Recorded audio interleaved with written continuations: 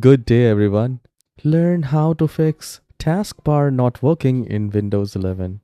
It will be a very easy fix, and let's go ahead and fix together. So, you need to look at your keyboard, whether it's a laptop or a desktop. Just press Control, Shift, and Escape, which is there at the left hand side of the keyboard, in the laptop as well, laptop keys as well. Control Shift Escape.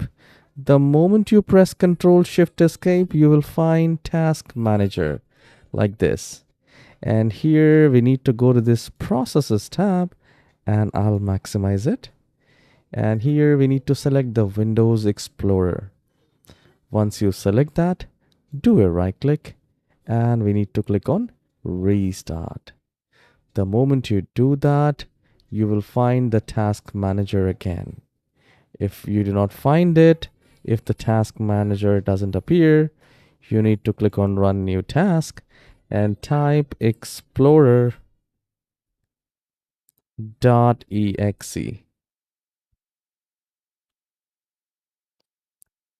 And then also you will find the task manager working.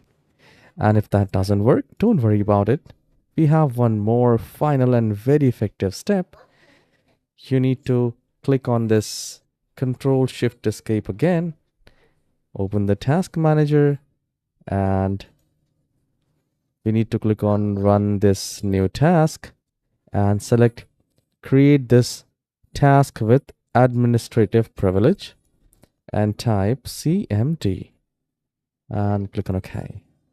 You will find a command prompt, and here we just need to type a very easy command: sfc space /scan now.